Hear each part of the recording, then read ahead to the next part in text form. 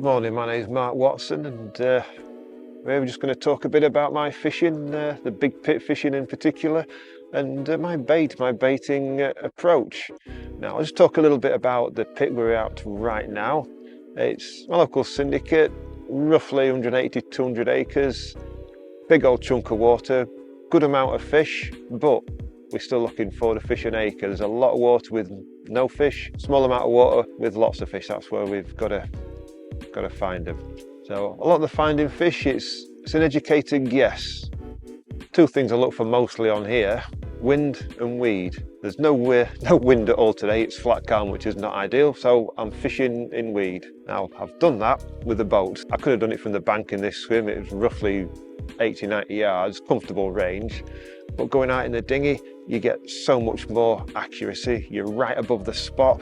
I'm feeling down with the lead on the H blocks. I'm bouncing it. I can feel that's soft, that's hard. I'll drop it. That's what I'm looking for, that transition between silty to the hard gravel. And I've got that, especially on this right on rod here. That is on a white pop-up. That is just off on the silt. The middle rod, that is on a straight bottom bait. That is on the hard. So is that rod. And the fourth rod, because we're allowed to use 4 on here, so why not take advantage on it? That is on another similar spot off to the left in even thicker weed, which at this time of year, it's your eel grass. Carp absolutely love eel grass. And here's a tip with it: when you're bringing it in with a marker rod, just give it a sniff, because that carp, as it's swimming through, obviously the rub against it, you can smell it. If the fish have been around, you can usually smell on that on the weed. But anyway, let's get back to the baiting situation. It's pretty simple for this lake I'm on. Let's grab these, put the brew down. Boilies and quite big ones. Mainly because of the amount of bream in here as well. They run to upper double figures and they can be an absolute nightmare.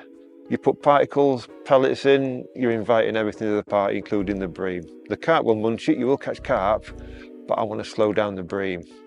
At the minute, I'm slowing everything down, but that's the conditions. That is 18mm big fish mix. Those are actually shelf lifed in that bag there. My personal preference is for freezer baits, but I'm old school. I've been used freezer baits all my life.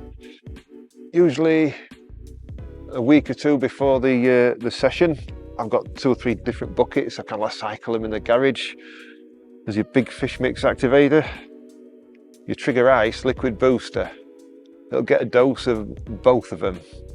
You know, just because I'm using big fish mix doesn't mean I just have to boost it with big fish mix. I will mix and match, you know.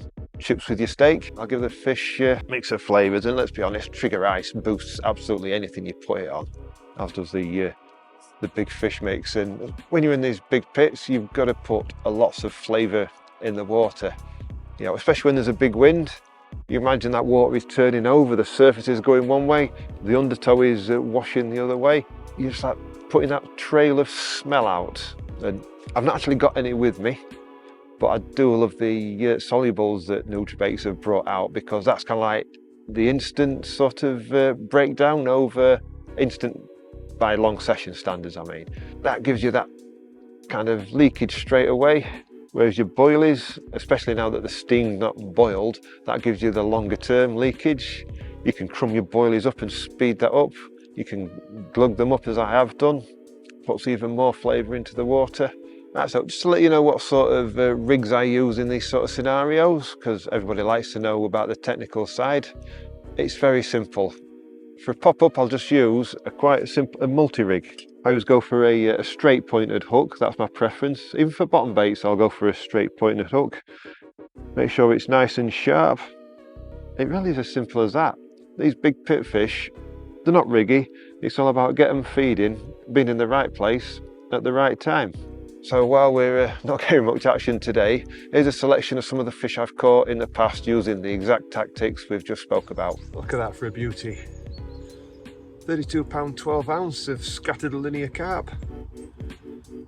The usual multi-rig, 80mm white BFM pop-up. Monday morning magic. And again, could Gonna do some stills, get him back, get the other one dealt with. I'll show you that one as well. And then get the rods out for the night. Right now I'm down to just one.